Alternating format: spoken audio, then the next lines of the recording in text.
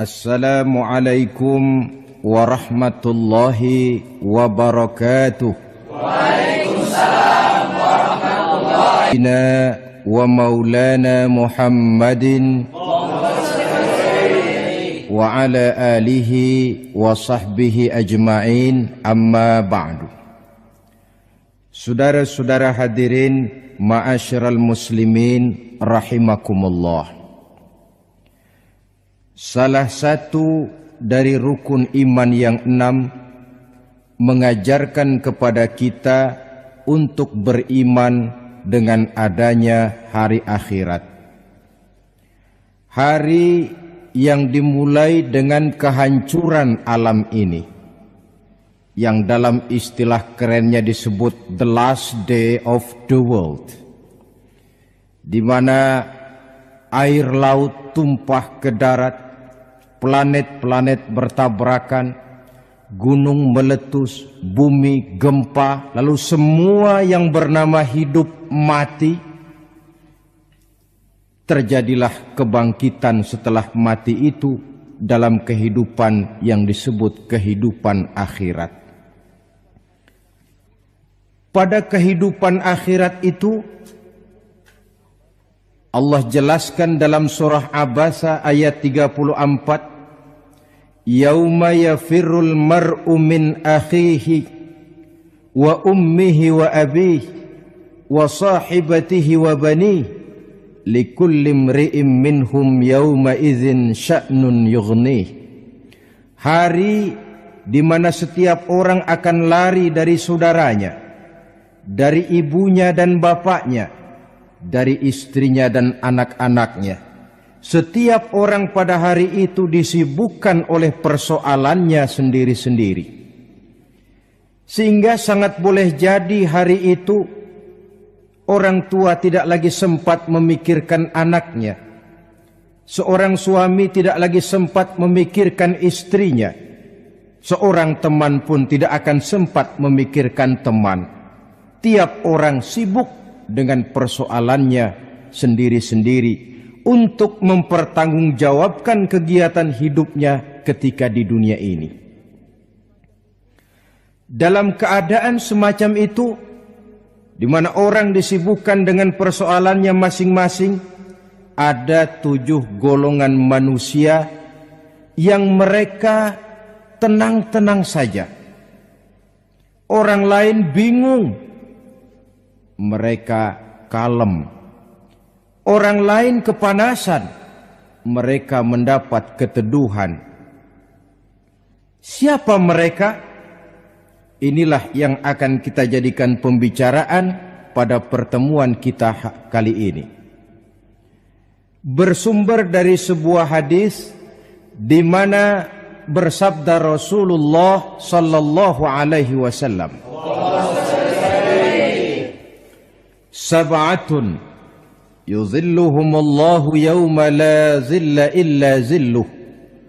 Ada 7 golongan manusia, kata beliau, yang di akhirat nanti akan langsung mendapat perlindungan dari Allah. Padahal hari itu tidak ada lagi perlindungan selain perlindungan Allah. Sehingga lantaran Allah langsung yang melindungi mereka, maka mereka tidak merasakan lagi kepanasan akhirat. Mereka tidak lagi merasakan kebingungan. Mereka tidak lagi disibukkan oleh persoalan, lantaran mereka langsung dilindungi oleh Allah subhanahu wa ta'ala. Siapa gerangan yang 7 orang ini? Marilah kita lihat satu persatu dengan harapan mudah-mudahan kita termasuk salah satu di dalamnya. Amin ya rabbal alamin. Manusia pertama yang langsung mendapat perlindungan dari Allah, kata Nabi, imamun adil, pemimpin yang adil. Siapa sih pemimpin itu dan apa artinya adil? Saudara hadirin, secara umum yang dinamakan adil ialah at-tawassut bainal amraini. Orang yang pandai mengambil sikap jalan tengah dari 2 persoalan yang dihadapinya. Biasanya tidak berat ke kiri, juga tidak berat ke kanan. Itu yang disebut adil. Orang yang tidak hanya sekedar bisa menuntut kewajiban dari seseorang, tapi juga bisa memberikan hak kepada orang itu juga disebut adil. Lalu pemimpin itu siapa? Setiap kita adalah pemimpin. Yang besar kecilnya kepemimpinan kita bergantung kepada apa yang kita pimpin. Dan sudah barang tentu bahwa setiap pemimpin akan dimintakan pertanggungan jawab dari apa yang dipimpinnya. Seorang pemimpin yang adil, dia menaungi orang-orang yang dipimpinnya dalam kehidupan di dunia ini. Pantas kalau di akhirat nanti Allah langsung menaungi mereka. Oleh karena itu, pemimpin merupakan suatu amanah. Jabatan di samping dia merupakan amanah juga merupakan nikmat. Dan nikmat itu akan bergantung kepada pandai atau tidak kita mensyukurinya. Beberapa contoh dalam sejarah bisa kita lihat. Seorang bernama Umar bin Abdul Aziz. Pada saat beliau secara aklamasi dipilih menjadi pemimpin, menjadi presiden, ucapan yang pertama keluar dari mulutnya, Inna lillahi wa inna ilaihi raji'un. Coba bayangkan ini. Dipilih jadi pemimpin, diangkat jadi presiden, bukan alhamdulillah, malah inna lillahi wa inna ilaihi raji'un. Kenapa? Dia anggap jabatan itu adalah amanah. Menyia-nyiakan amanah berarti khianat, dan khianat ini adalah dosa besar. Pantaslah kalau Allah Subhanahu wa taala memperingatkan, nikmat bisa saja berubah menjadi azab kalau kita tidak pandai mensyukurinya. La in syakartum la azidannakum wa la in kafartum inna azabi lasyadid. Kalau kamu pandai bersyukur, aku tambah nikmatku. Tapi kalau kamu tidak pandai bersyukur, kamu ingkar, kamu lupakan nikmat Allah, awas, azabku amat pedih, kata Allah. Jadi berdasarkan logika dari ayat ini bisa kita katakan orang kaya. Ada orang kaya enggak di sini? Banyak. Ada orang kaya enggak? Banyak. Yang kaya tolong dengerin. Orang kaya itu bisa masuk surga karena hartanya. Pun orang kaya banyak yang masuk neraka juga gara-gara hartanya. Tergantung syukur apa tidak syukur. Orang alim, ada yang alim di sini? Ada. Tolong dengerin orang alim, yang ustadz, yang kiai. Orang alim bisa saja masuk surga karena ilmunya, dan orang alim pun bisa masuk neraka karena ilmunya. Pejabat, ada pejabat? Banyak. Pejabat itu bisa masuk surga karena jabatannya. Pun pejabat itu bisa masuk neraka karena jabatannya, bergantung syukur apa tidak. Karena neraka. Na'udzubillah min. Ada orang alim, dengan ilmunya dia bimbing umat. Dia katakan yang halal itu halal, yang haram itu haram. Dia katakan yang hak itu adalah hak, yang batil adalah batil. Dia tidak peduli apapun resikonya. Orang alim semacam itu dengan ilmunya bisa sampai ke surga. Tapi kalau ada orang alim, dengan ilmunya dia malah membodoh-bodohi orang yang memang sudah bodoh. Yang halal dibilang haram, yang haram dibikin remeng-remeng. Menjadi penjilat kesana kemari. Orang alim semacam itu bisa masuk neraka karena ilmunya. Begitu juga pejabat, pemimpin. Kalau dengan jabatannya sebagai pemimpin dia berlaku adil, menaungi rakyatnya. Orang besar salah dihukum, orang kecil salah juga dihukum. Tidak hanya pandai menuntut kewajiban, tapi juga pandai memberikan hak. Pemimpin yang adil semacam ini mensyukuri nikmatnya jabatannya, dia bisa sampai ke surga karena jabatannya. Tapi kalau dengan jabatannya dia berlaku sewenang-wenang, yang besar salah didiamkan, yang kecil salah segera ditegakkan hukum, hanya pandai menuntut kewajiban dari rakyatnya tapi tidak pandai memberikan hak, maka pemimpin semacam ini lantaran tidak pandai mensyukuri nikmat, bisa saja nikmat itu berubah menjadi azab. Oleh karena itu saudara-saudara, pemimpin menaungi rakyat, pantas kalau di akhirat nanti Allah langsung menaungi beliau. Siapa pemimpin? Tiap kita.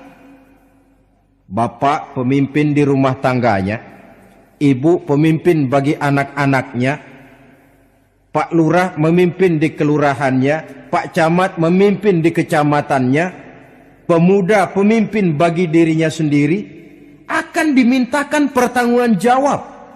Kalian para remaja yang hadir di sini memimpin dirimu sendiri. Kau akan ditanya, tanganmu kau lebih banyak gunakan buat apa? Kakimu lebih banyak kau bawa jalan kemana? Lidahmu lebih banyak membicarakan apa? Dan hari pertanggungan jawab nanti kalian jangan berharap akan ada saksi dari luar. Saksinya anggota badan kita sendiri. Dalam surah Yasin Allah jelaskan, Al-yawma nakhtimu ala afwahihim wa tukallimuna aydihim wa tashhadu arjuluhum bima kanu yaksibun. Ada kan di surah Yasin? Ayat berapa? Pokoknya Yasin dah.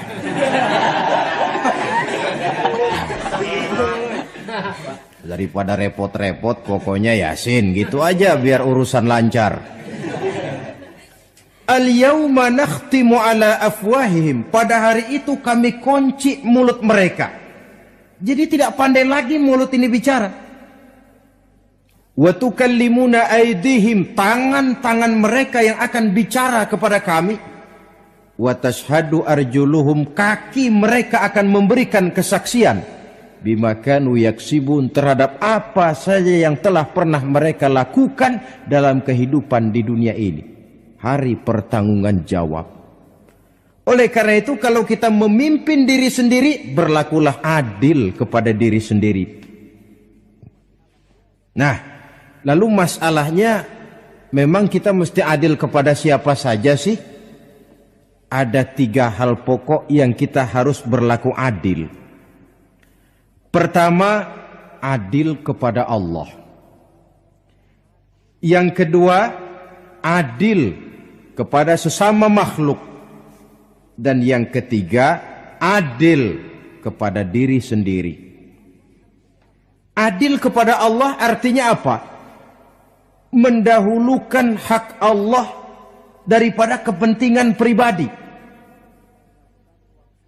Kalau sudah datang waktu sholat asar misalnya, walaupun sedang enaknya latihan voli, berhentilah dulu sebentar. Sholat kita adil kepada Allah. Adil kenapa? Dalam contohnya dengan sholat misalnya. Sholat itu kan sehari semalam 5 waktu yang wajib. Betul apa betul? Betul. 5 waktu. Lah sholat itu kalau sholat bagus taruhlah 7 menit. Kalau sholatnya itu kilat 4 menit. Ada lagi yang kilat khusus, nggak pakai perangko, 2 menit barangkali selesai. Taruhlah 5 menit kita ambil yang bagus. Kalau 5 waktu kali 5 menit kan cuma 25 menit. Sementara Allah memberikan kita hidup ini 24 jam sehari semalam. Cuma 25 menit diminta untuk ibadah kepadanya. Tidak sanggupkah kita berlaku adil? 25 menit ini untuk menghadapmu ya Allah, sementara engkau telah memberikan restannya 23 jam 35 menit untuk hidup dalam sehari semalam. mendahulukan hak Allah daripada kepentingan pribadi, adil kepada Allah. Adil yang kedua, adil kepada sesama makhluk, adil kepada manusia, adil kepada binatang, adil kepada alam, yang kalau prinsip keadilan itu kita langgar akan membawa efek bagi diri kita juga. Manusia sekarang kan tidak adil kepada alam. Misalnya apa? Hutan ditebangi secara liar, gunung-gunung menjadi gundul. Akibatnya ketika turun hujan terjadi erosi, banjir melanda kemana-mana, tanah longsor terjadi. Akibatnya terkena manusia juga kalau mereka sudah tidak menjaga keseimbangan alam ini. Adil kepada orang lain, apakah itu namanya tetangga, teman, keluarga. Dan yang ketiga, adil kepada diri sendiri. Bagaimana pengertiannya? Mata ini punya hak untuk tidur, begadang terus tiap malam, tidak adil kepada mata. Nah, ini yang ketawanya paling kencang pasti tukang begadang ini.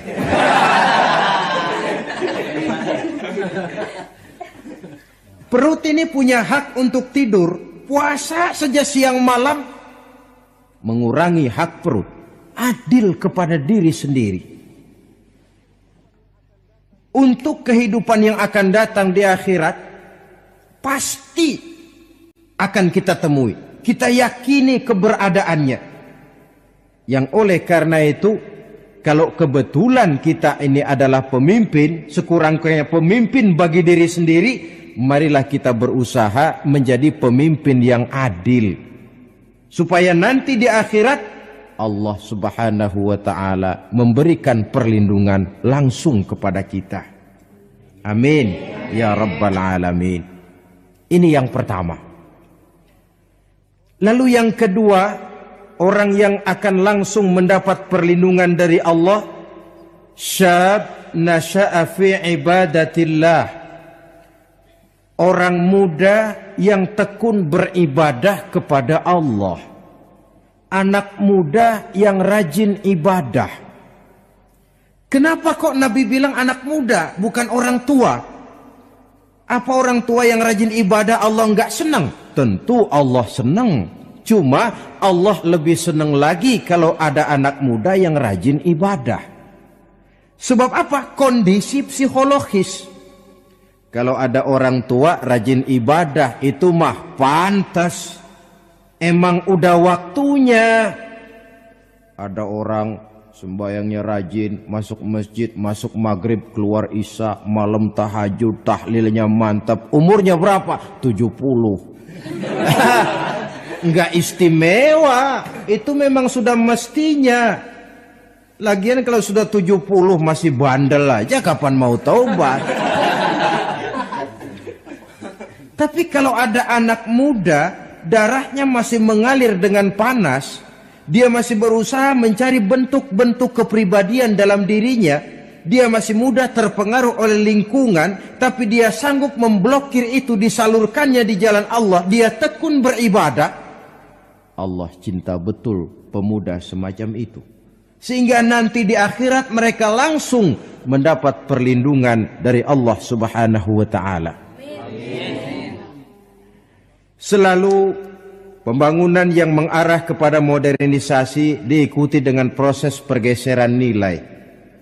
Dalam kondisi semacam ini, kehidupan remaja pemuda yang masih mencari identitas dan pembentukan kepribadiannya mudah terpengaruh oleh hal-hal yang ada di sekelilingnya. Sehingga sangat boleh jadi apa yang dianggap orang dulu tabu lalu dianggap biasa. Yang aneh-aneh malah dijadikan model. Yang dilarang malah nekat diterjang. Di mana norma dan kaedah-kaedah moral tidak lagi mendapat perhatian yang wajar. Dalam kondisi semacam ini terjadilah proses peluncuran moral.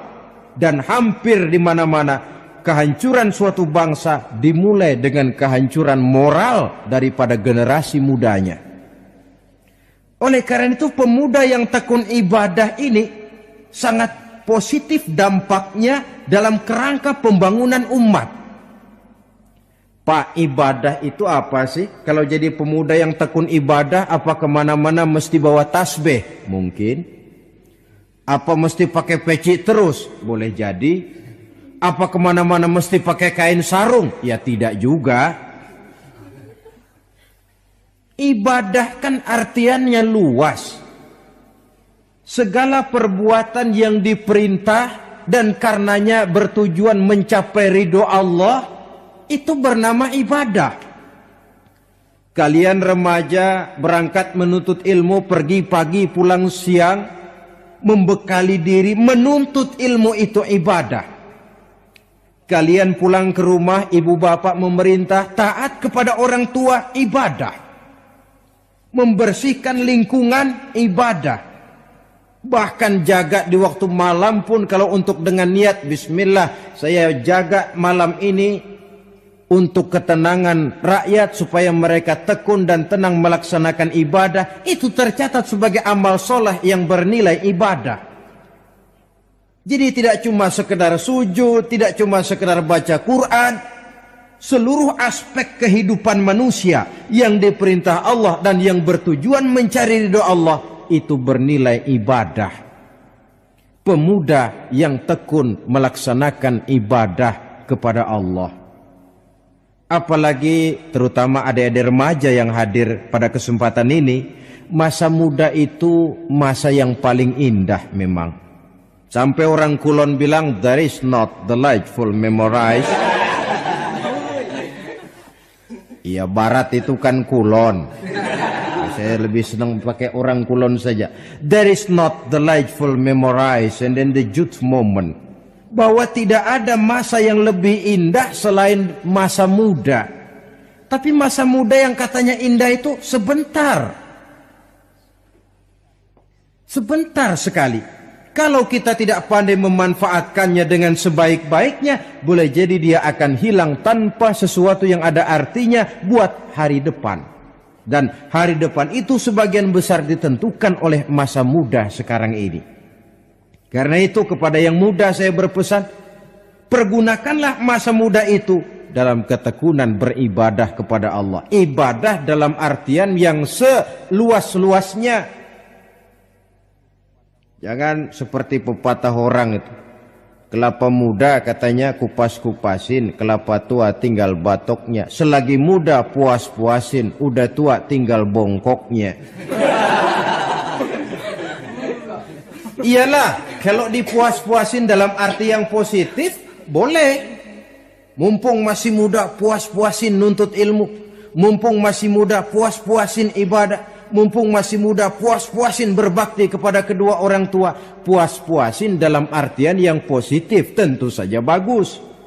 Tapi kalau puas-puasin dalam arti menghambur umur untuk sesuatu yang mubazir, bergadang di pinggir-pinggir jalan, lalu mulai berkenalan dengan morfin, narkotik, ganja, terperangkap oleh budaya-budaya modern yang menyesatkan, terpancing oleh model-model baru yang kelihatannya menarik tapi sebenarnya tidak bermanfaat. Entah pada akhirnya akan mendatangkan penyesalan kepada kita saja. Coba, belakangan ini saya dengar di Jakarta akan ada satu festival yang disebut Festival Ngeceng.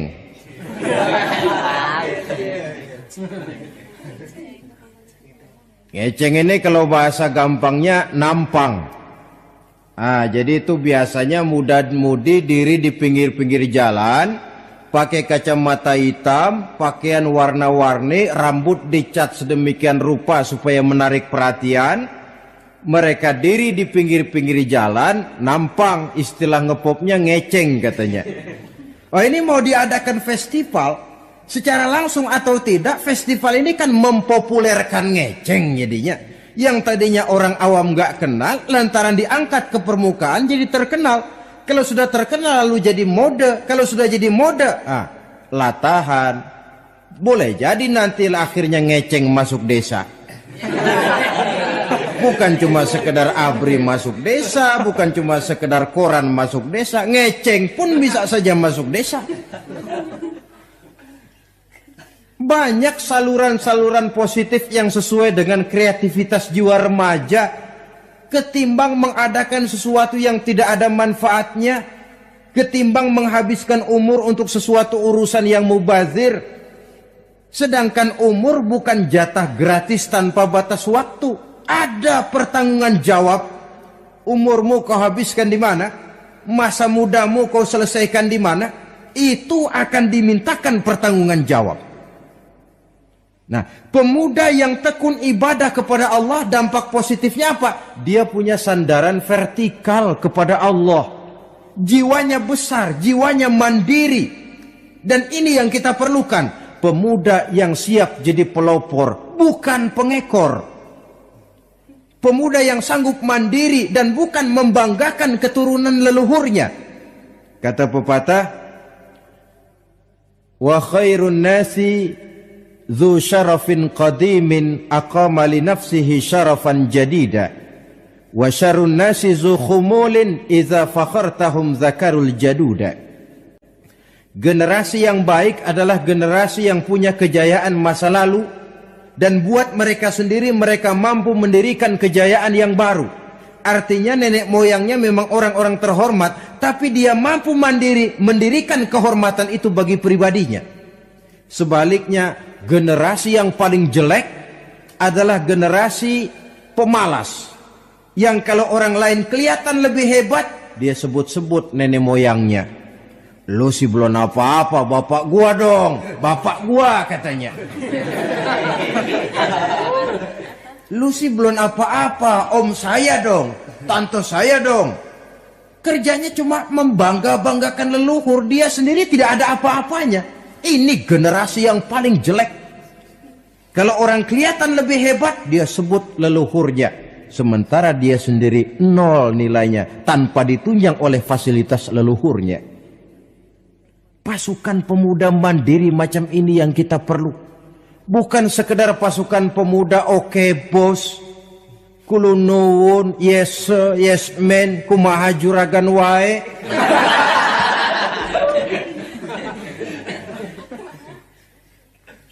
Dan terus terang kita miskin dengan pemuda yang mandiri, yang punya kepribadian, yang berani berkata ya terhadap yang benar, dan berani berkata tidak terhadap yang tidak benar.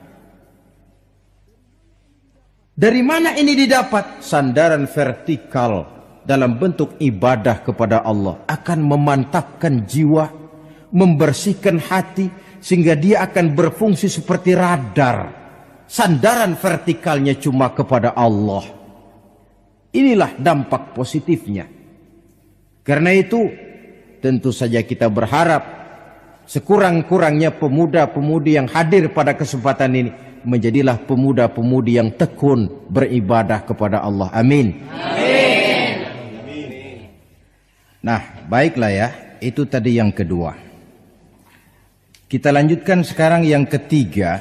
Orang yang akan langsung mendapat perlindungan dari Allah. Kata Nabi, rajulun qalbuhu mu'allakun bil masjidi. Seseorang yang hatinya selalu terpaut kepada masjid. Apa arti terpaut kepada masjid ini? Apa orang yang gak pernah keluar-keluar dari masjid? Tentu saja bukan. Apa gunanya di dalam masjid terus kalau kerjanya cuma tidur doang? Maksud terpaut kepada masjid ini, hatinya selalu berpikir bagaimana memakmurkan masjid. Jasadnya boleh saja ada di kantor, boleh saja ada di pasar, boleh ada di sawah, boleh ada di ladang. Tetapi hasil daripada usahanya dia lalu berpikir bagaimana memakmurkan masjid. Sebab apa? Masjid merupakan center of activity, pusat daripada kegiatan umat. Kalau kita lihat fungsi masjid di zaman Rasul, di masjid beliau berdakwah, di masjid beliau mengatur negara, di masjid beliau mengadakan perundingan, di masjid beliau bermusyawarah dengan para sahabat. Pusat daripada kegiatan umat. Dan memakmurkan masjid ini dasarnya tidak lain karena iman kepada Allah. Prinsipnya bagaimana kita menghidupkan masjid dan bukan mencari hidup di masjid. Kalau sudah prinsipnya dibalik, bukan menghidupkan masjid tetapi mencari hidup di masjid, saya khawatir masjid akan ambruk. Nyatanya kadang-kadang masjid kita ini fungsinya belum maksimal. Kadang-kadang ada kok masjid yang bukanya cuma seminggu sekali. Jumat pagi jam 9 masjid buka, Jumat jam 2 tutup, buka-buka lagi Jumat depan. Seminggu sekali. Kelemahan lainnya manajemen masjid, terus terang sajalah kita bicara. Kadang-kadang pengelolaannya ketua masjid bapaknya, khotib mantunya, sekretaris ponakannya, imam Bilal cucunya. Gak ada orang lainnya. Ya kalau bagus kepengurusannya tidak apalah. Tapi kadang-kadang kelemahannya ialah bagaimana menciptakan manajemen masjid yang baik sehingga masjid bisa berfungsi sebagaimana fungsinya di zaman Rasulullah sallallahu alaihi wasallam. Apalagi belakangan ini ada kecenderungan yang membuat kita optimis, gembira. Remaja, pemuda-pemudi mulai gemar datang ke masjid. Berkumpul membentuk remaja masjid, remaja musola, mengadakan kegiatan majelis taklim yang mingguan, yang bulanan, aksi sosial, yang semuanya bermuara dari kehidupan masjid. Sesuatu yang menggembirakan. Dan sudah sepatutnya para pengelola masjid membuka pintu untuk bisa mengatur masjid menurut manajemen yang diharapkan oleh umat. Karena bagaimanapun di masjid 2 jalur komunikasi, bahasa kerennya two-way traffic communication, itu bisa kita laksanakan.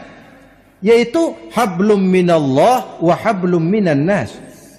Berhubungan kepada Allah dan berhubungan kepada sesama manusia bisa terlaksana di masjid. Berhubungan dengan Allah jelas saja lewat sholat misalnya. Berhubungan dengan sesama manusia jelas saja lewat musyawarah, lewat majelis taklim, lewat kegiatan-kegiatan yang mensyiarkan agama. Dan begitu selanjutnya. Saudara hadirin yang saya hormati, memakmurkan masjid sebagai rumah Allah. Sebab dalam hadis kursi Allah katakan, inna buyuti fil ardi al masajid wa inna zuwari fiha ummaruha. Rumahku di permukaan bumi adalah masjid-masjid, kata Allah. Dan orang-orang yang memakmurkan masjid, orang yang datang ke masjid adalah tetamuku. Kalau Allah memerintahkan kita menghormati tamu, tentu Allah lebih tahu bagaimana menghormati tamunya sendiri. Allah mengajarkan kita, hormatilah tamumu. Sekarang kita yang menjadi tamunya Allah dengan datang ke masjid, dengan memakmurkan masjid, Allah lebih tahu menghormati tamunya. Ini yang ketiga. Yang keempat, hadirin, orang yang langsung mendapat perlindungan dari Allah itu rajulani tahabba fillahi ijtama'a alaihi wa tafarraqa alaihi. 2 orang yang menjalin persaudaraan, yang bertemu dan berpisah karena Allah. Bersaudara karena Allah. Bukan karena orang punya pangkat tinggi lalu kita temani, bukan karena orang kaya lalu kita dekati, tetapi karena Allah. Kau di jalan Allah, mari kau saudara saya. Kau keluar dari jalan Allah, maaf sajalah, bawalah dirimu sendiri, saya akan membawa diri saya. Lebih baik sendiri daripada berteman jahat. Berdua memang lebih baik daripada sendiri, tapi sendiri lebih baik daripada berteman jahat. Maksudnya apa ini? Sederhana dalam benci, sederhana dalam cinta. Ukurannya Allah. Al-Quran mengisyaratkan, wa asa an tuhibbu syai'an wa huwa syarrul lakum. Wa asa an takrahu syai'an wa huwa khairul lakum. Sangat boleh jadi, kata Allah, kamu menyenangi sesuatu padahal akibatnya tidak baik bagi kamu. Dan sangat boleh jadi kamu membenci sesuatu padahal akibatnya baik bagi kamu. Nah, mari kita lihat. Kalau orang bersaudara cuma karena temannya itu punya pangkat tinggi, saya yakin kalau temannya pensiun, persaudaraannya akan selesai sampai di situ. Kalau kita mencari teman cuma karena dia kaya, satu saat dia jatuh bangkrut, jatuh miskin, persaudaraan akan selesai sampai di situ. Tapi kalau karena Allah yang bisa memisahkan kita apabila orang sudah keluar dari jalur yang diridhoi oleh Allah Subhanahu wa taala. Oleh karena itu, kepada semua hadirin, mari menjalin persaudaraan dalam bentuk ideal yang diajarkan oleh Islam, nilai persaudaraan yang diikat oleh akidah. Kalaupun harus benci, bencilah sederhana, tidak habis-habisan ngebenci orang. Kalaupun harus cinta, cintalah sederhana. Boleh jadi yang hari ini kita benci bukan main, besok kita senangi. Mungkin yang hari ini kita cintai mati-matian, besok sudah berubah menjadi yang kita benci. Sederhana saja, tidak usah berlebih-lebihan.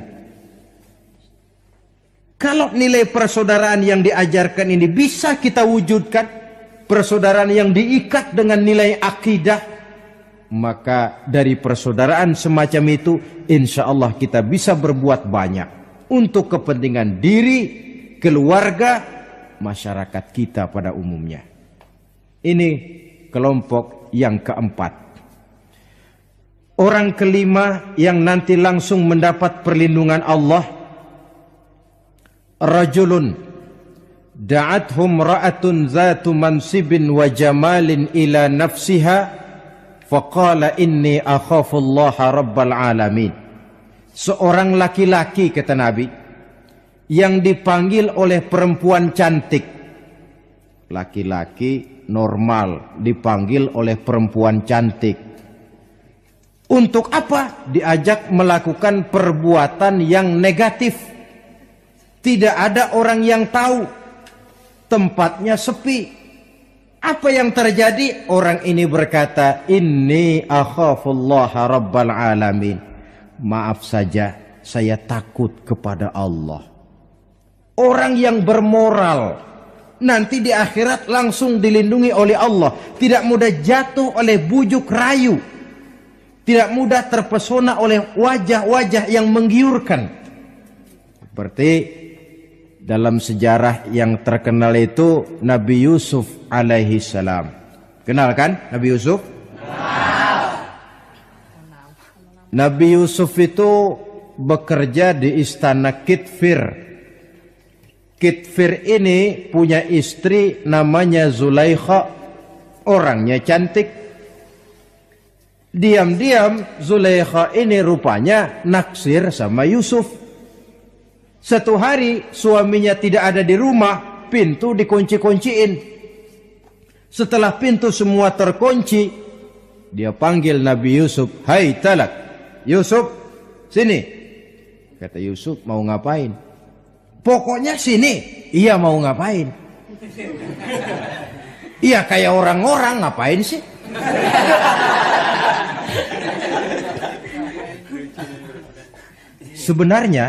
Sebenarnya ini Zulaikha senang kepada Yusuf, Yusuf pun demikian. Walaqad hammat bihi wa hamma biha. Zulaikha menyenangi Yusuf, Yusuf pun menyenangi Zulaikha. Tapi apa? Walaula an ra'a burhana rabbih. Andai kata Yusuf tidak melihat peringatan Tuhannya, letter S. Yusuf, ini bukan pekarangan ente, dilarang parkir di sini. Sehingga walaupun tidak ada yang tahu, tidak ada yang melihat, Nabi Yusuf selamat dari bujuk rayu Zulaikha. Mempertahankan nilai-nilai moral di tengah kemajuan zaman memang merupakan pekerjaan yang tidak ringan. Merupakan pekerjaan yang sangat berat. Akan ada saja cobaan, akan ada saja gangguan yang kita temui di sepanjang perjalanan hidup ini. Tapi sebaliknya, kalau orang sudah tidak lagi menjunjung lalu hidup menurut selera sendiri-sendiri, ya kita lihatlah lahirnya kebudayaan kumpul kebo yang diawali dengan free sex yang mengarah kepada summon living alias hidup bersama tanpa nikah. Memang sebabnya boleh jadi macam-macam. Mungkin karena broken home, nggak merasa diperhatikan di rumah, ibu bapak sibuk lalu anak mencari kesibukan sendiri. Mungkin karena tekanan ekonomi dalam kehidupan miskin, lalu ada yang menawarkan kerjaan, tidak taunya malah dilemparkan ke lembah hitam. Mungkin juga karena pengaruh pergaulan dari lingkungan baik-baik lalu berteman dengan yang tidak baik, hanyut ditelan arus pergaulan. Mungkin juga pengaruh kebudayaan yang dia tonton, buku yang dia baca, film yang dia lihat, ikut mewarnai dan membentuk kepribadiannya. Tapi apapun alasannya, satu hal yang jelas, semuanya berangkat dari rapuhnya pegangan orang kepada nilai-nilai agama. Sebab sumber nilai moral yang tertinggi tidak lain agama adanya. Intinya apa? Intinya tidak lain orang yang beragama itu meyakini bahwa kemanapun dia pergi, dimanapun dia berada, Allah selalu melihat yang dia lakukan. An ta'budallaha ka'annaka tarahu fa illam takun tarahu fa innahu yaraka. Begitu yang kita pelajari dalam ihsan. Engkau beribadah kepada Allah seolah-olah kau lihat Allah. Kalaupun Allah tidak kau lihat, yakinlah Allah melihatmu. Jadi kalau saya sendiri, yang kedua itu Allah. Dibujuk rayu oleh cewek cakep, ayo dah bang, nggak ada orang, kita cuman berdua. Dia bilang enggak, kita nggak berdua, bertiga. Berdua bang, bertiga. Yang ketiga siapa? Lu, gue, Allah, tiga.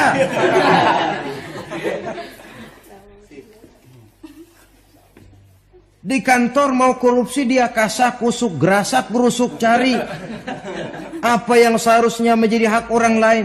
Tidak ada yang lihat, tapi dia tidak sendiri. Saya berdua. Yang kedua, Allah. Merasakan kehadiran Allah dekat dalam hidup. Nilai moral semacam ini menyelamatkan masyarakat. Pantas kalau orang semacam ini di akhirat nanti langsung mendapat perlindungan dari Allah Subhanahu wa ta'ala. Karena itu terutama adik-adik remaja yang hadir, sebenarnya adalah harga dirimu. Kalau itu sudah terjual dan tergadai, apalagi yang bisa kau banggakan dalam hidup ini? Titel yang berenteng barangkali, harta yang banyak, mobil yang serba berkilat barangkali. Tidak akan banyak manfaatnya kalau sudah dimulai dengan kehancuran daripada harga diri. Tidak ada yang lebih mahal daripada harga diri. Jagalah itu baik-baik. Pelihara nilai-nilai moral. Makin pandai kau jaga diri, insya Allah makin mahal hargamu. Dalam pandangan manusia, lebih-lebih juga dalam pandangan Allah. Pantas kalau pepatah bilang, innamal umamul akhlaqu ma baqiyat, fa in zahabat humu akhlaquhum zahabu. Suatu bangsa akan tegak kalau dia masih punya nilai moral. Bila hancur moral itu, hancur jugalah ketegakan daripada bangsa itu sendiri. Ini yang kelima. Yang keenam, masih dua lagi. Orang keenam yang nanti akan langsung mendapat perlindungan dari Allah, rajulun zakarallaha khalian fafadat ainahu. Seseorang yang mengingat Allah dalam kesunyian lalu berlinang air matanya. Tengah malam dia bangun, bertahajud dia kepada Allah. Gemersik tikar tersentuh tangan, laksana lambaian tangan malaikat maut nak datang merenggut nyawa. Terbayang segala dosa dan kesalahan, tergambar semua kekeliruan yang dilakukan dalam hidup. Lalu air mata pun tanpa terasa berurai membasahi pipi. Orang yang mengingat Allah dalam kesunyian. Saudara, Tidak ada orangnya itu yang tidak punya dosa. Coba saya mau tanya, yang kumpul di sini ada nggak orangnya yang nggak punya dosa? Tidak ada. Dan memang orang yang baik itu bukan orang yang tidak punya dosa, sebab tidak ada orang yang tidak punya dosa. Orang yang baik adalah orang yang apabila dia melakukan dosa, dia segera sadar, dijadikannya itu sebagai pelajaran untuk tidak diulanginya lagi pada masa yang akan datang. Dengan kata lain, mengingat Allah dalam kesunyian itu artinya bertaubat. Ini kan anak muda sekarang nih, kalau diajak bicara taubat, taubat mah urusan 70 ke atas, Pak. Kita ini masih lama. Padahal masalah taubat bukan masalah tua. Masalah taubat adalah masalah dosa, dan masalah dosa adalah masalah manusia sejak dia akil balik sampai dengan kehidupannya yang sekarang. Sengaja atau tidak, besar atau kecil, ringan atau berat, tiap kita mesti mempunyai yang namanya dosa. Allah Maha penerima taubat sepanjang nafas belum sampai di kerongkongan. Jikalau nafas sudah sampai di tenggorokan, baru kita mau melaksanakan yang namanya taubat. Kasihlah itu.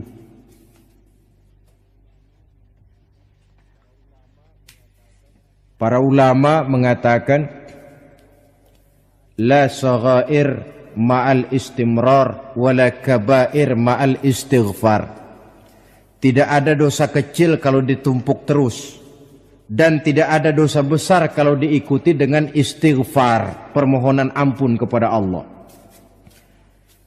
Jadi jangan menganggap ini dosa kecil, ini dosa kecil, ditumpuk-tumpuk lah jadi gede juga. Tidak ada dosa yang kecil kalau dikerjakan terus-menerus, dan tidak ada dosa yang besar kalau diiringi dengan istighfar. Dalam kehidupan ini apabila dosa sudah bertumpuk, maksiat merajalela, munkarat menjadi jadi, Allah tidak akan segan-segan menurunkan azab. Azabnya itu bisa dalam bentuk bencana alam, banjir namanya, kebakaran merajalela namanya, gempa bumi namanya, bendungan pecah namanya, reaktor atom bocor namanya. Namanya boleh jadi macam-macam. Sebab apa? Al-Quran memberikan jaminan, wa ma kana Allahu liyu'adzibahum wa hum yastaghfirun. Allah tidak akan menurunkan azab selama di tengah masyarakat manusia masih banyak orang yang istighfar kepada Allah. Jadi hakikatnya kita ini berhutang jasa kepada orang yang rajin sujud, rajin mohon ampun kepada Allah. Lantaran mereka barangkali azab tidak diturunkan oleh Allah kalau melihat banyaknya sudah munkarat dan maksiat. Mengingat Allah dalam kesunyian, tengah malam, waktu yang mustajabah, terutama sepertiga malam yang akhir, situasinya lain. Gak percaya boleh coba, nyoba kan gak bayar. Coba kalian bangun tengah malam, tahajud, kalian akan menemukan satu suasana yang lain daripada misalnya kalau kalian sembahyang zuhur tengah hari panas terik di tengah banyak orang. Hati bergetar. Segala kekeliruan yang pernah kita kerjakan lalu terbayang, dan air mata tanpa terasa, tanpa diundang bahkan berurai membasahi pipi. Ya Allah, alangkah nikmatnya suasana macam itu. Menciptakan perasaan dekat dengan Allah, terwujud kedamaian batin. Dan ini yang banyak dicari orang sekarang, yang kadang-kadang karena terlalu ingin mencari kedamaian lalu keliru jalan. Yang bertapa di gua-gua katanya nyepi dari kehidupan manusia, memencilkan diri dengan cara-cara yang mereka atur sendiri. Tidak macam itu. Quran punya resep. Ala inna bidzikrillahi tatmainnul qulub. Ketahuilah dengan banyak mengingat Allah, hati menjadi tenang, jiwa menjadi lapang, pikiran menjadi damai. Ini resep Islam untuk mencapai ketenangan jiwa. Mengingat Allah dalam kesunyian. Saudara hadirin yang saya hormati, ini aspek daripada ibadah. Jadi dengan kata lain, masalah mengingat Allah dalam kesunyian, mengingat dosa bukan urusan orang tua, tapi masalah manusia. Siapapun adanya, sejak dia akil balik, mesti entah kecil besar, entah sedikit entah banyak, ada kesalahan yang dilakukannya. Karena itu, kalau kita masih diberikan kesempatan untuk hidup, artinya Allah masih memberikan kesempatan kepada kita untuk memperbaiki diri. Nanti kalau sudah sangkakala ditiup, alam hancur seperti yang saya jelaskan di awal tadi, sudah tidak sempat lagi, yang tinggal menyesal. Ada yang meratap lalu berkata, ya laitani kuntu turaba. Dalam Quran, aduh, andai kata kita bisa balik jadi tanah aja dah dulunya, jangan jadi orang. Kalau dulu kita tetap jadi tanah mah nggak tanggung jawab apa-apa. Dijadiin orang sekarang mesti tanggung jawab. Bagaimana ini? Bingung. Ada yang berkata, ma aghna anni maliyah halka anni sultaniyah. Ternyata harta yang saya bangga-banggakan tidak bawa manfaat hari ini. Ternyata jabatan yang pernah saya duduki malah merusak saya hari ini. Tinggal lagi penyesalan karena kelalaian memanfaatkan waktu hidup dalam kehidupan di dunia ini. Karena itu pandai-pandailah membagi orientasi. Ada saatnya kita sibuk tenggelam dalam berbagai urusan dunia, lain saat tenggelam dalam kefanaan dan kesunyian, membekali diri untuk kehidupan akhirat nanti. Sebentar meninggalkan dunia, rekes kepada Allah, mi'raj, naik menghadap Allah, supaya terwujud keseimbangan untuk mencapai fid dunya hasanah wa fil akhirati hasanah. Kebahagiaan dan kebaikan di dunia maupun di akhirat nanti. Inilah golongan yang keenam, orang yang langsung mendapat perlindungan Allah, yang mengingat Allah dalam kesunyian. Yang ketujuh, yang terakhir, orang yang langsung mendapat perlindungan dari Allah di akhirat nanti, rajulun tasaddaqa bi sadaqatin fa akhfaha hatta la ta'lama shimaluhu ma tunfiqu yaminuhu. Seseorang yang bersedekah, lalu dia ikhlas dengan sedekahnya sehingga tangan kirinya tidak tahu apa yang diberikan oleh tangan kanannya. Orang yang pemurah, orang yang menyadari bahwa apapun yang dia punya dalam hidup ini cuma sekedar titipan. Fungsinya lalu seperti keran, menyimpan air tapi untuk disalurkan lagi kepada orang yang memang memerlukannya. Alangkah nikmatnya kalau Allah memberikan kepercayaan kepada kita untuk menjadi penyalur, distributor rezeki. Kalau kita ingat kemari, berpikir ke sini, kita tidak akan sayang lagi. Enak saja yang peras keringat banting tulang cari rezeki saya, sampean datang-datang mau minta. Lah, mungkin rezeki dia tapi lewat tangan kita. Satu kehormatan dari Allah kalau kita dijadikan seperti keran, menyimpan air tapi tidak untuk dirinya sendiri, disalurkannya kepada orang-orang yang memang memerlukannya.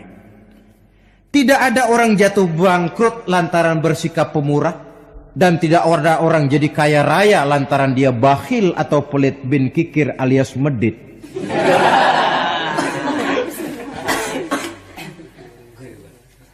Dalam kitab Riyadhus Shalihin kita baca, tiap pagi ke alam ini turun 2 malaikat.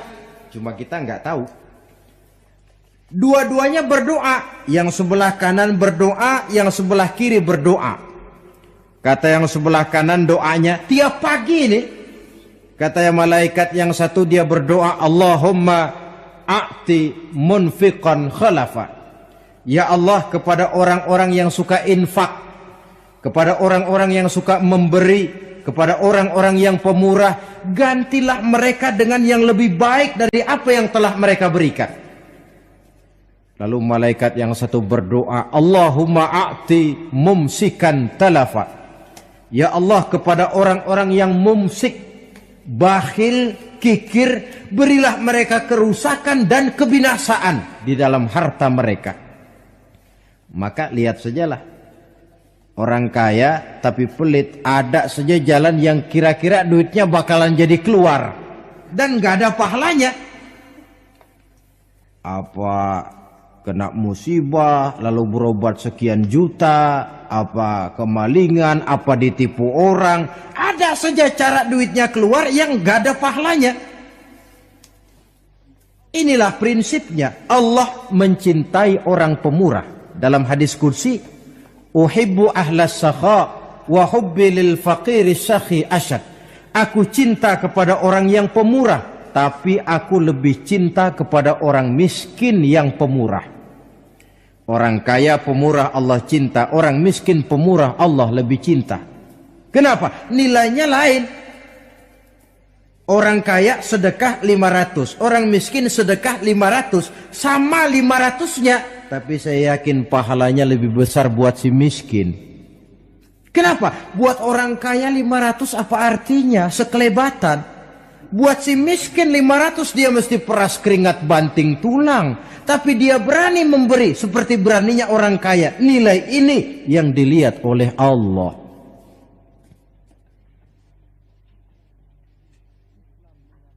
Islam mengakui hak milik pribadi, tapi harus berfungsi sosial. Di dalam harta yang kita miliki itu ada haknya masjid, ada haknya yatim, ada haknya madrasah. Dan Allah subhanahu wa ta'ala bisa, saya katakan di awal tadi, merubah nikmat menjadi azab kalau kita tidak pandai mensyukurinya. Bersyukur kalau diberikan harta artinya mempergunakan harta itu sesuai dengan kehendak yang memberinya. Allah memberikan harta kepada kita. Apa yang Allah kehendaki? Supaya harta itu berfungsi sosial. Milik pribadi silahkan, tapi berfungsi sosial dalam kehidupan. Kita terus terang saja, umat Islam ini bukan tidak punya potensi, tapi tidak pandai menginventarisir potensi. Apa tidak ada orang Islam yang kaya? Banyak. Yang belum banyak yang mau berbuat atas nama dan untuk kepentingan agamanya. Kalau buat pribadinya berani bukan main. Itulah yang sering diungkapkan orang, pembangunan pesantren terlunta, ya, asrama yatim piatu tidak terurus. Ada orang membangun masjid, meletakkan batu pertama sekaligus jadi batu terakhir. Setelah itu la yamutu wa la yahya, mau dibilang hidup tidak kelihatan geraknya, mau dibilang mati pun tidak ketahuan kuburannya. Kurangnya kesadaran akan arti amanah dan titipan dari Allah. Lahirlah korun-korun abad 20. Kalian tahu sejarah korun? Saking kayanya korun, kunci gudang hartanya itu saja onta yang bawa. Itu baru kunci itu. Onta yang bawa. Ketika orang tanya, "Anna laka hadza ya Korun?" Hartamu begini banyak, dari mana kau dapat Korun? Ya saya usaha, tidak ada hubungannya sama Tuhan katanya. Apa yang terjadi? Lantaran kekurang ajarannya melupakan nikmat, Korun dan seluruh harta bendanya ditenggelamkan Allah oleh gempa bumi. Makanya orang sekarang kalau dia macul ketemu harta, apa katanya? Gue dapat harta karun. Peninggalan si Korun itu barangkali dahulunya. Saudara-saudara, oleh karena itu, kalau kita oleh Allah diberikan amanah berupa harta, pandailah bersyukur dan jadilah orang yang ikhlas dalam bersedekah. Nah, inilah pertemuan kita pada kali ini. Walaupun singkat, mudah-mudahan sekali lagi kita termasuk salah satu di antara 7 golongan yang di akhirat nanti langsung mendapat perlindungan dari Allah. Amin. Terima kasih banyak atas segala perhatian. Mohon maaf atas segala kekurangan. Usikum wa nafsi bitaqwallah. Wassalamualaikum warahmatullahi wabarakatuh. Waalaikumsalam warahmatullahi wabarakatuh. Saking kayaknya Korun, kunci gudang hartanya itu saja onta yang bawa. Itu baru kunci itu. Onta yang bawa. Ketika orang tanya, "Anna laka hadza ya Korun?" Hartamu begini banyak, dari mana kau dapat Korun? "Ya saya usaha, tidak ada hubungannya sama Tuhan," katanya. Apa yang terjadi? Lantaran kekurang ajarannya, melupakan nikmat, Korun dan seluruh harta bendanya ditenggelamkan Allah oleh gempa bumi. Makanya orang sekarang kalau dia macul ketemu harta, apa katanya? "Gue dapat harta karun." Peninggalan si Korun itu barangkali dahulunya. Allahu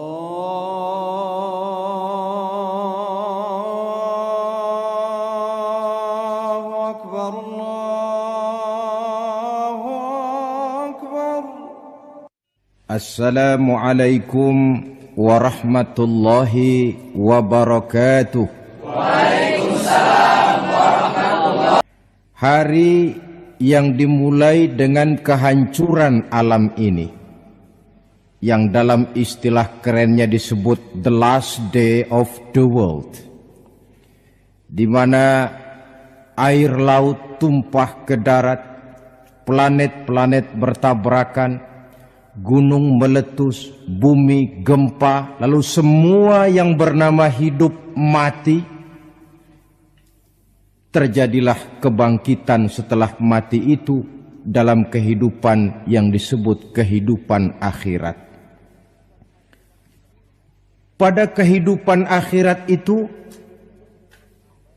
Allah jelaskan dalam surah Abasa ayat 34, "Yauma yafirrul mar'u min akhihi wa ummihi wa abihi wa sahibatihi wa banihi likulli imri'in minhum yawma idzin sya'nun yughnih." Hari di mana setiap orang akan lari dari saudaranya, dari ibunya dan bapaknya, dari istrinya dan anak-anaknya. Setiap orang pada hari itu disibukkan oleh persoalannya sendiri-sendiri. Sehingga sangat boleh jadi hari itu orang tua tidak lagi sempat memikirkan anaknya. Seorang suami tidak lagi sempat memikirkan istrinya. Seorang teman pun tidak akan sempat memikirkan teman. Tiap orang sibuk dengan persoalannya sendiri-sendiri untuk mempertanggungjawabkan kegiatan hidupnya ketika di dunia ini. Dalam keadaan semacam itu, di mana orang disibukkan dengan persoalannya masing-masing, ada 7 golongan manusia yang mereka tenang-tenang saja. Orang lain bingung, mereka kalem. Orang lain kepanasan, mereka mendapat keteduhan. Siapa mereka? Inilah yang akan kita jadikan pembicaraan pada pertemuan kita kali ini. Bersumber dari sebuah hadis di mana bersabda Rasulullah sallallahu alaihi wasallam, "Sab'atun yuzilluhumullahu yawma la zilla illa zilluh." Ada 7 golongan manusia, kata beliau, yang di akhirat nanti akan langsung mendapat perlindungan dari Allah. Padahal hari itu tidak ada lagi perlindungan selain perlindungan Allah. Sehingga lantaran Allah langsung yang melindungi mereka, maka mereka tidak merasakan lagi kepanasan akhirat. Mereka tidak lagi merasakan kebingungan. Mereka tidak lagi disibukkan oleh persoalan, lantaran mereka langsung dilindungi oleh Allah Subhanahu wa ta'ala. Siapa gerangan yang 7 orang ini? Marilah kita lihat satu persatu dengan harapan mudah-mudahan kita termasuk salah satu di dalamnya. Amin ya rabbal alamin. Manusia pertama yang langsung mendapat perlindungan dari Allah, kata Nabi, imamun adil, pemimpin yang adil. Siapa sih pemimpin itu? Dan apa artinya adil? Saudara hadirin, secara umum yang dinamakan adil ialah at-tawassut bainal amraini. Orang yang pandai mengambil sikap jalan tengah dari dua persoalan yang dihadapinya. Biasanya tidak berat ke kiri, juga tidak berat ke kanan. Itu yang disebut adil. Orang yang tidak hanya sekedar bisa menuntut kewajiban dari seseorang, tapi juga bisa memberikan hak kepada orang itu juga disebut adil. Lalu pemimpin itu siapa? Setiap kita adalah pemimpin. Yang besar kecilnya kepemimpinan kita bergantung kepada apa yang kita pimpin. Dan sudah barang tentu bahwa setiap pemimpin akan dimintakan pertanggungan jawab dari apa yang dipimpinnya. Seorang pemimpin yang adil, dia menaungi orang-orang yang dipimpinnya dalam kehidupan di dunia ini. Pantas kalau di akhirat nanti Allah langsung menaungi mereka. Oleh karena itu, pemimpin merupakan suatu amanah. Jabatan di samping dia merupakan amanah juga merupakan nikmat.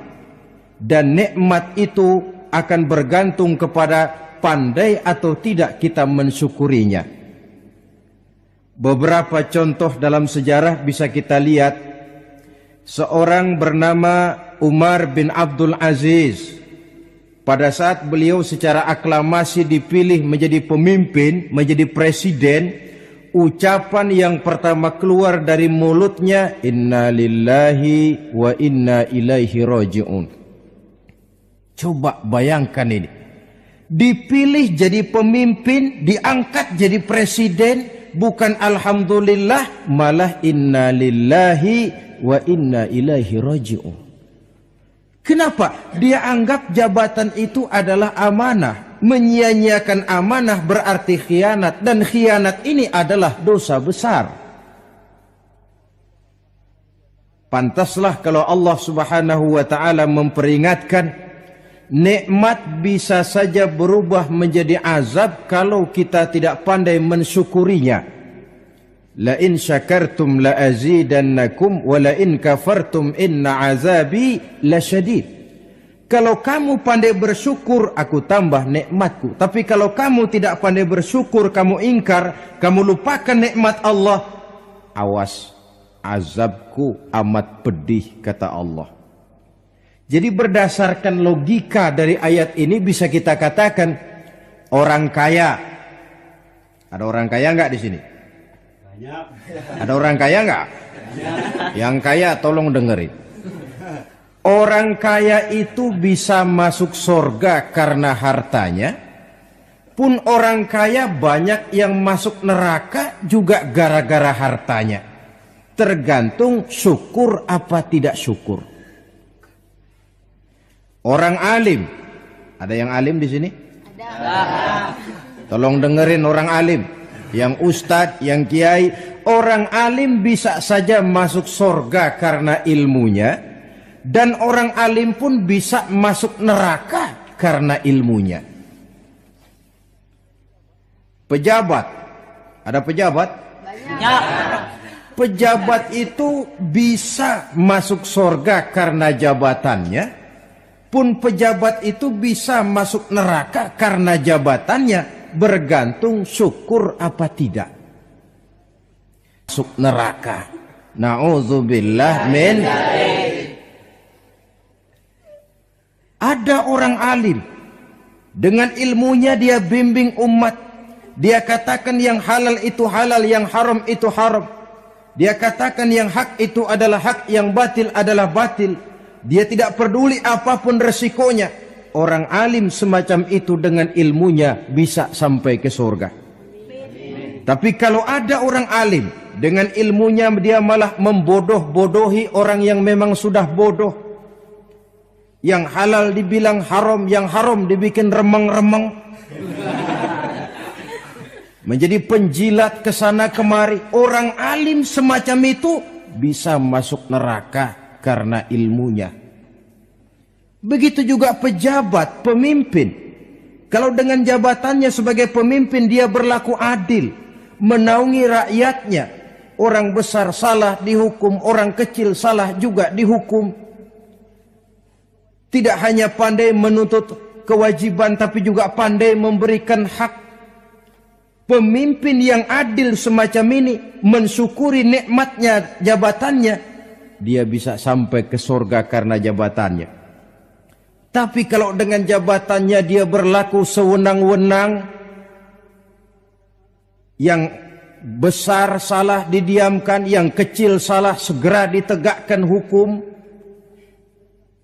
hanya pandai menuntut kewajiban dari rakyatnya tapi tidak pandai memberikan hak, maka pemimpin semacam ini lantaran tidak pandai mensyukuri nikmat, bisa saja nikmat itu berubah menjadi azab. Oleh karena itu saudara-saudara, pemimpin menaungi rakyat. Pantas kalau di akhirat nanti Allah langsung menaungi beliau. Siapa pemimpin? Tiap kita. Bapak pemimpin di rumah tangganya, ibu pemimpin bagi anak-anaknya, Pak Lurah memimpin di kelurahannya, Pak Camat memimpin di kecamatannya, pemuda pemimpin bagi dirinya sendiri, akan dimintakan pertanggungan jawab. Kalian para remaja yang hadir di sini memimpin dirimu sendiri. Kau akan ditanya, tanganmu kau lebih banyak gunakan buat apa? Kakimu lebih banyak kau bawa jalan kemana? Lidahmu lebih banyak membicarakan apa? Dan hari pertanggungan jawab nanti kalian jangan berharap akan ada saksi dari luar. Saksinya anggota badan kita sendiri. Dalam surah Yasin Allah jelaskan, Al-yawma nakhtimu ala afwahihim wa tukallimuna aydihim wa tashhadu arjuluhum bima kanu yaksibun. Ada kan di surah Yasin? Ayat berapa? Pokoknya Yasin dah.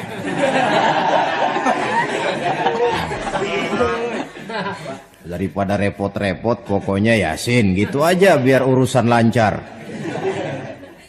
Al-yawma nakhtimu ala afwahihim. Pada hari itu kami kunci mulut mereka. Jadi tidak pandai lagi mulut ini bicara. Wa tukallimuna aydihim. Tangan-tangan mereka yang akan bicara kepada kami.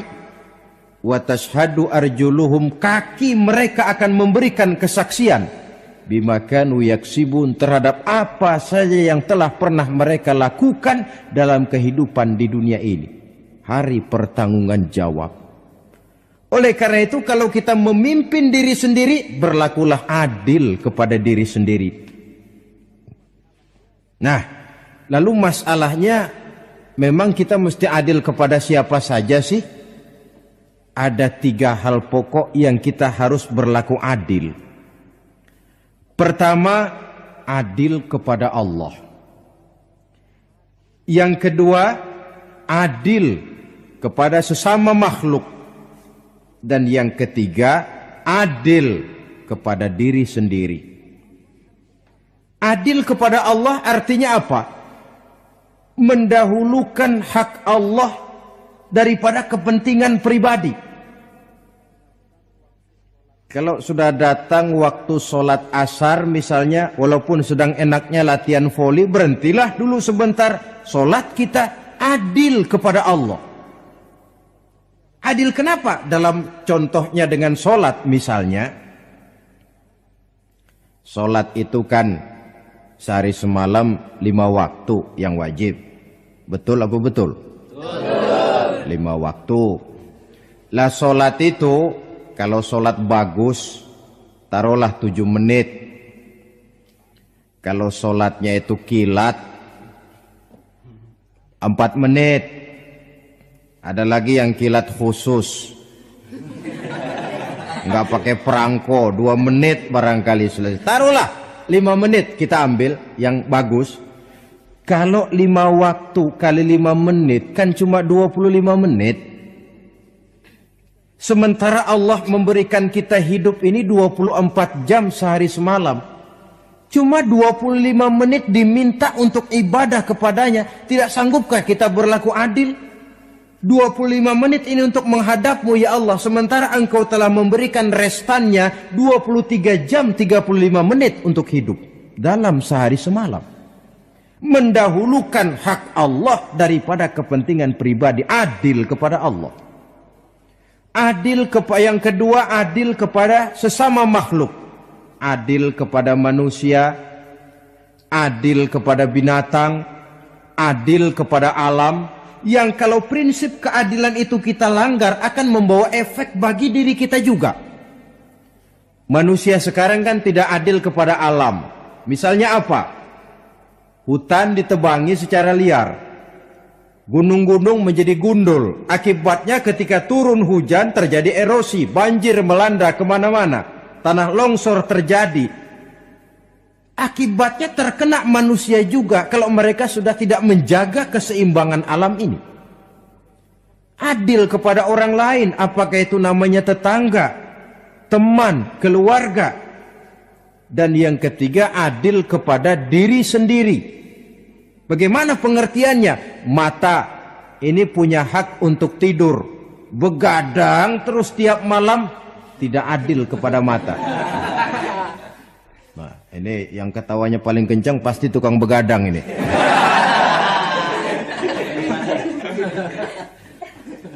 Perut ini punya hak untuk tidur. Puasa saja siang malam mengurangi hak perut. Adil kepada diri sendiri. Untuk kehidupan yang akan datang di akhirat, pasti akan kita temui. Kita yakini keberadaannya. Yang oleh karena itu, kalau kebetulan kita ini adalah pemimpin, sekurang-kurangnya pemimpin bagi diri sendiri, marilah kita berusaha menjadi pemimpin yang adil. Supaya nanti di akhirat, Allah Subhanahu wa ta'ala memberikan perlindungan langsung kepada kita. Amin ya rabbal alamin. Ini yang pertama. Lalu yang kedua, orang yang akan langsung mendapat perlindungan dari Allah, syab nasha'a fi ibadatillah. Orang muda yang tekun beribadah kepada Allah. Anak muda yang rajin ibadah. Kenapa kok Nabi bilang anak muda, bukan orang tua? Apa orang tua yang rajin ibadah Allah enggak senang? Tentu Allah senang. Cuma Allah lebih senang lagi kalau ada anak muda yang rajin ibadah. Sebab apa? Kondisi psikologis. Kalau ada orang tua rajin ibadah, itu mah pantas. Emang udah waktunya.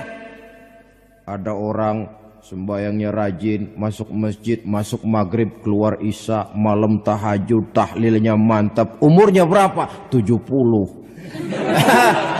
Enggak istimewa. Itu memang sudah mestinya.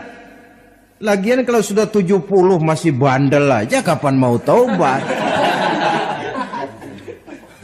Tapi kalau ada anak muda, darahnya masih mengalir dengan panas, dia masih berusaha mencari bentuk-bentuk kepribadian dalam dirinya, dia masih mudah terpengaruh oleh lingkungan, tapi dia sanggup memblokir itu, disalurkannya di jalan Allah, dia tekun beribadah. Allah cinta betul pemuda semacam itu. Sehingga nanti di akhirat mereka langsung mendapat perlindungan dari Allah Subhanahu wa ta'ala. Selalu pembangunan yang mengarah kepada modernisasi diikuti dengan proses pergeseran nilai. Dalam kondisi semacam ini, kehidupan remaja pemuda yang masih mencari identitas dan pembentukan kepribadiannya mudah terpengaruh oleh hal-hal yang ada di sekelilingnya. Sehingga sangat boleh jadi apa yang dianggap orang dulu tabu lalu dianggap biasa. Yang aneh-aneh malah dijadikan model.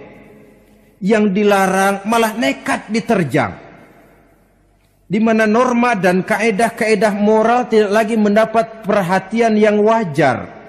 Dalam kondisi semacam ini terjadilah proses peluncuran moral. Dan hampir di mana-mana kehancuran suatu bangsa dimulai dengan kehancuran moral daripada generasi mudanya. Oleh karena itu pemuda yang tekun ibadah ini sangat positif dampaknya dalam kerangka pembangunan umat. Pak, ibadah itu apa sih? Kalau jadi pemuda yang tekun ibadah, apa kemana-mana mesti bawa tasbih? Mungkin. Apa mesti pakai peci terus? Boleh jadi. Apa kemana-mana mesti pakai kain sarung? Ya tidak juga. Ibadah kan artiannya luas. Segala perbuatan yang diperintah dan karenanya bertujuan mencapai ridho Allah, itu bernama ibadah. Kalian remaja berangkat menuntut ilmu, pergi pagi pulang siang, membekali diri menuntut ilmu, itu ibadah. Kalian pulang ke rumah, ibu bapak memerintah taat kepada orang tua, ibadah. Membersihkan lingkungan, ibadah. Bahkan jaga di waktu malam pun kalau untuk dengan niat bismillah, saya jaga malam ini untuk ketenangan rakyat supaya mereka tekun dan tenang melaksanakan ibadah, itu tercatat sebagai amal soleh yang bernilai ibadah. Jadi tidak cuma sekedar sujud, tidak cuma sekedar baca Quran, seluruh aspek kehidupan manusia yang diperintah Allah dan yang bertujuan mencari ridho Allah itu bernilai ibadah. Pemuda yang tekun melaksanakan ibadah kepada Allah. Apalagi terutama adik-adik remaja yang hadir pada kesempatan ini, masa muda itu masa yang paling indah memang. Sampai orang Kulon bilang, there is not delightful memorize. Iya, barat itu kan Kulon. Saya lebih senang pakai orang Kulon saja. There is not delightful memorize and then the youth moment. Bahwa tidak ada masa yang lebih indah selain masa muda. Tapi masa muda yang katanya indah itu sebentar. Sebentar sekali. Kalau kita tidak pandai memanfaatkannya dengan sebaik-baiknya, boleh jadi dia akan hilang tanpa sesuatu yang ada artinya buat hari depan. Dan hari depan itu sebagian besar ditentukan oleh masa muda sekarang ini. Karena itu kepada yang muda saya berpesan, pergunakanlah masa muda itu dalam ketekunan beribadah kepada Allah. Ibadah dalam artian yang seluas-luasnya. Jangan seperti pepatah orang itu.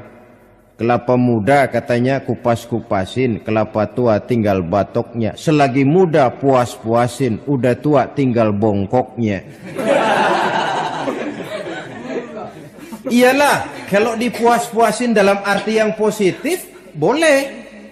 Mumpung masih muda, puas-puasin nuntut ilmu. Mumpung masih muda, puas-puasin ibadah. Mumpung masih muda, puas-puasin berbakti kepada kedua orang tua. Puas-puasin dalam artian yang positif, tentu saja bagus. Tapi kalau puas-puasin dalam arti menghambur umur untuk sesuatu yang mubazir, bergadang di pinggir-pinggir jalan, lalu mulai berkenalan dengan morfin, narkotik, ganja, terperangkap oleh budaya-budaya modern yang menyesatkan, terpancing oleh model-model baru yang kelihatannya menarik tapi sebenarnya tidak bermanfaat. Entah pada akhirnya akan mendatangkan penyesalan kepada kita saja. Coba. Jakarta akan ada suatu festival yang disebut festival ngeceng.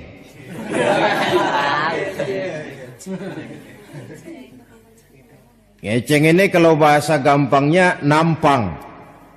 Jadi itu biasanya muda-mudi diri di pinggir-pinggir jalan, pakai kacamata hitam, pakaian warna-warni, rambut dicat sedemikian rupa supaya menarik perhatian. Mereka diri di pinggir-pinggir jalan, nampang, istilah ngepopnya ngeceng katanya. Oh, ini mau diadakan festival, secara langsung atau tidak, festival ini kan mempopulerkan ngeceng jadinya. Yang tadinya orang awam permukaan jadi terkenal. Kalau sudah terkenal lalu jadi mode, kalau sudah jadi mode, latahan. Boleh jadi nanti akhirnya ngeceng masuk desa. Bukan cuma sekedar ABRI masuk desa, bukan cuma sekedar koran masuk desa, ngeceng pun bisa saja masuk desa. Banyak saluran-saluran positif yang sesuai dengan kreativitas jiwa remaja, ketimbang mengadakan sesuatu yang tidak ada manfaatnya, ketimbang menghabiskan umur untuk sesuatu urusan yang mubazir. Sedangkan umur bukan jatah gratis tanpa batas waktu. Ada pertanggungan jawab. Umurmu kau habiskan di mana? Masa mudamu kau selesaikan di mana? Itu akan dimintakan pertanggungan jawab. Nah, pemuda yang tekun ibadah kepada Allah, dampak positifnya apa? Dia punya sandaran vertikal kepada Allah. Jiwanya besar, jiwanya mandiri. Dan ini yang kita perlukan. Pemuda yang siap jadi pelopor, bukan pengekor. Pemuda yang sanggup mandiri dan bukan membanggakan keturunan leluhurnya. Kata pepatah, wa khairun nasi dzu syarafin qadimin aqama li nafsihi syarafan jadida wa syarrun nasi dzu khumulin idza fakhartahum zakarul jaduda. Generasi yang baik adalah generasi yang punya kejayaan masa lalu, dan buat mereka sendiri mereka mampu mendirikan kejayaan yang baru. Artinya nenek moyangnya memang orang-orang terhormat, tapi dia mampu mandiri mendirikan kehormatan itu bagi pribadinya. Sebaliknya, generasi yang paling jelek adalah generasi pemalas, yang kalau orang lain kelihatan lebih hebat, dia sebut-sebut nenek moyangnya. Lu sih belum apa-apa, bapak gua dong, bapak gua katanya. Lu sih belum apa-apa, om saya dong, tante saya dong. Kerjanya cuma membangga-banggakan leluhur, dia sendiri tidak ada apa-apanya.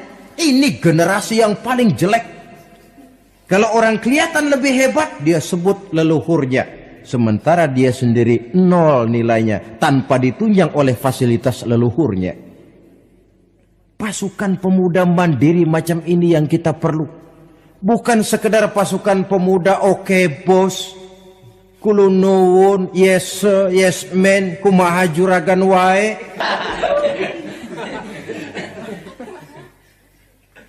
Dan terus terang kita miskin dengan pemuda yang mandiri, yang punya kepribadian, yang berani berkata ya terhadap yang benar, dan berani berkata tidak terhadap yang tidak benar.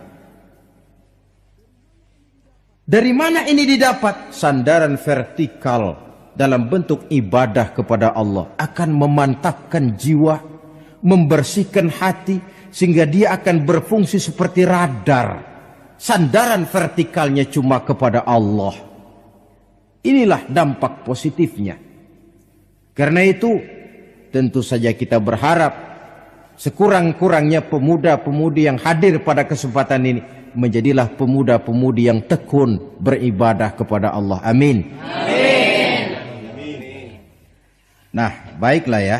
Itu tadi yang kedua. Kita lanjutkan sekarang yang ketiga. Orang yang akan langsung mendapat perlindungan dari Allah. Kata Nabi, rajulun qalbuhu mu'allakun bil masjidi. Seseorang yang hatinya selalu terpaut kepada masjid. Apa arti terpaut kepada masjid ini? Apa orang yang gak pernah keluar-keluar dari masjid? Tentu saja bukan. Apa gunanya di dalam masjid terus kalau kerjanya cuma tidur doang? Maksud terpaut kepada masjid ini, hatinya selalu berpikir bagaimana memakmurkan masjid. Jasadnya boleh saja ada di kantor, boleh saja ada di pasar, boleh ada di sawah, boleh ada di ladang. Tetapi hasil daripada usahanya dia lalu berpikir bagaimana memakmurkan masjid. Sebab apa? Masjid merupakan center of activity, pusat daripada kegiatan umat. Kalau kita lihat fungsi masjid di zaman Rasul, di masjid beliau berdakwah, di masjid beliau mengatur negara, di masjid beliau mengadakan perundingan, di masjid beliau bermusyawarah dengan para sahabat. pusat daripada kegiatan umat. Dan memakmurkan masjid ini dasarnya tidak lain karena iman kepada Allah. Prinsipnya bagaimana kita menghidupkan masjid dan bukan mencari hidup di masjid. Kalau sudah prinsipnya dibalik, bukan menghidupkan masjid tetapi mencari hidup di masjid, saya khawatir masjid akan ambruk. Nyatanya kadang-kadang masjid kita ini fungsinya belum maksimal. Kadang-kadang ada kok masjid yang bukanya cuma seminggu sekali. Jumat pagi jam 9 masjid buka, Jumat jam 2 tutup, buka-buka lagi Jumat depan. Seminggu sekali. Kelemahan lainnya manajemen masjid, terus terang sajalah kita bicara. Kadang-kadang pengelolaannya ketua masjid bapaknya, khotib mantunya, sekretaris ponakannya, imam Bilal cucunya.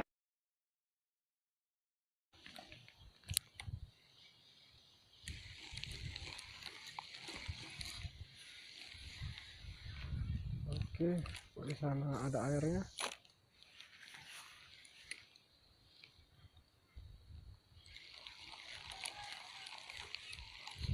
Susah guys.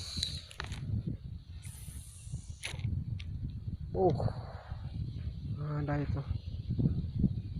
Kecil kayaknya.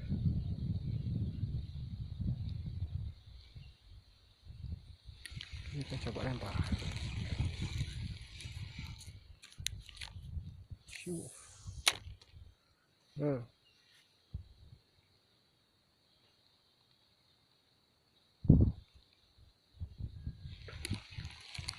Menunjukkan pesonamu, wahai babon gabus.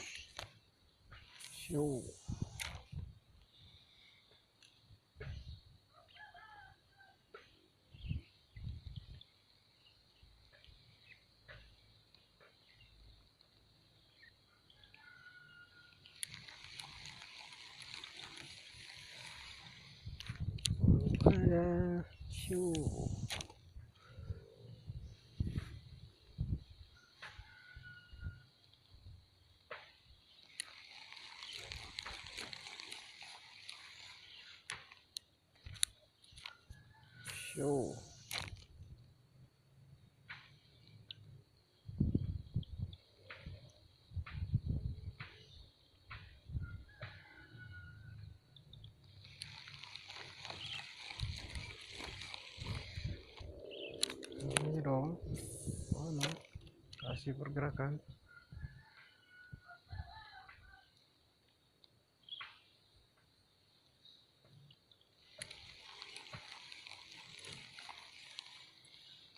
Ini spotnya sempit, jadi nggak bisa.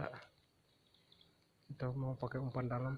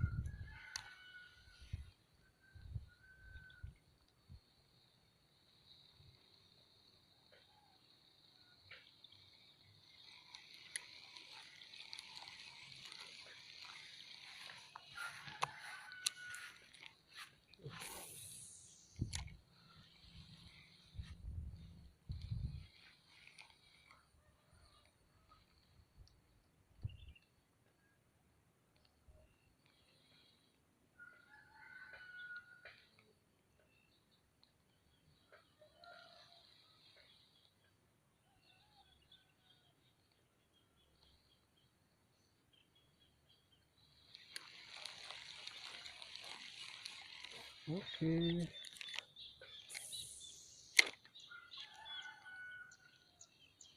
Kita bikin berisik dulu rumahnya gabus ini.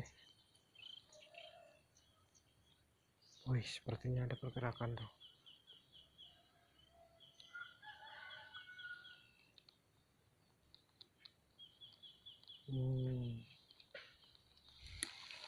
Ayo keluar gabus. Keluarlah kau.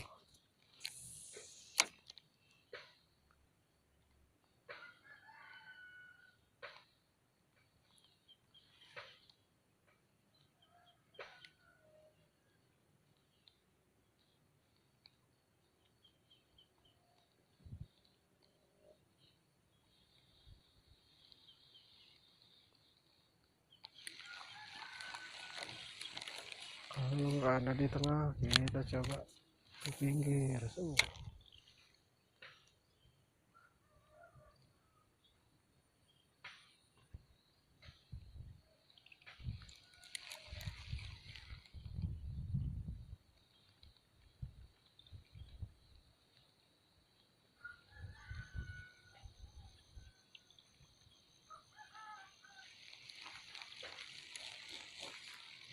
Nah, ini guys.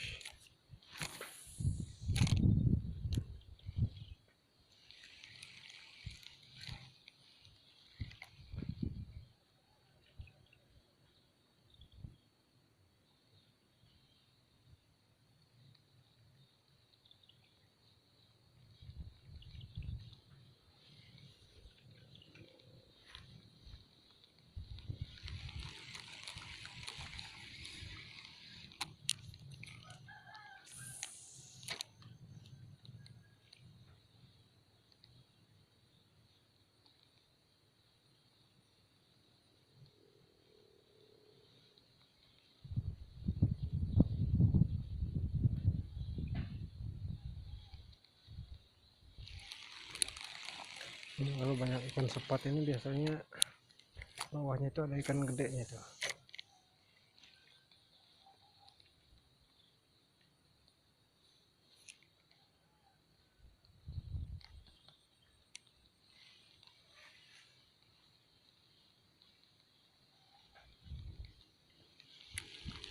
Belum ada guys.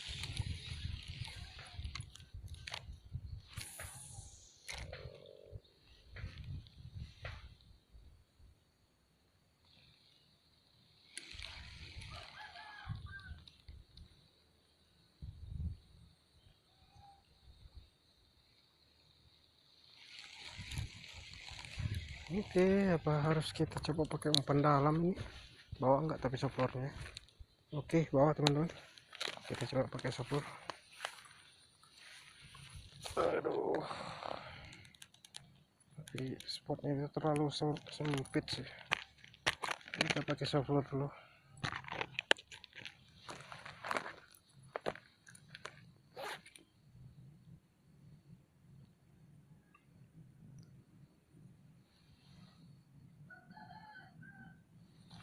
Oke, kita dari arah sebelah sini biar nariknya agak panjangan dikit.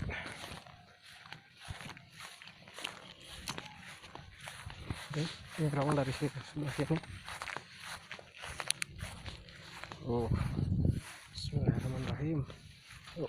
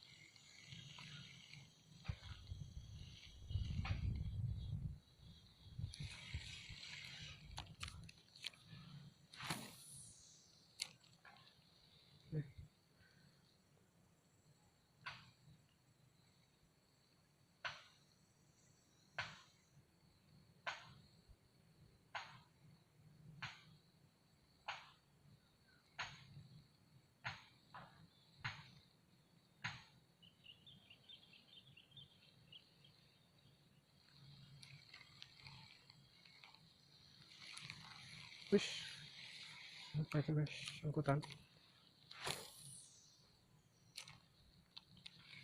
Oke.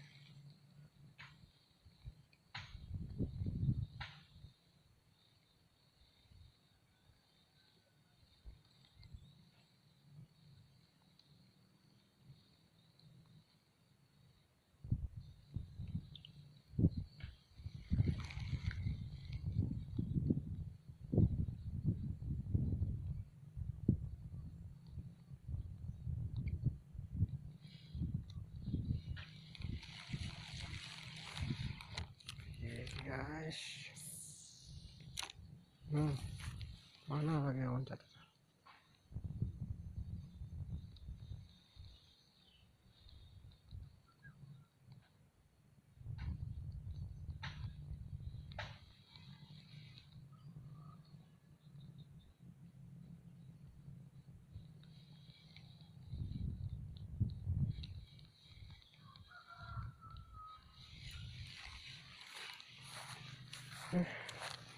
Di sana sampai enggak?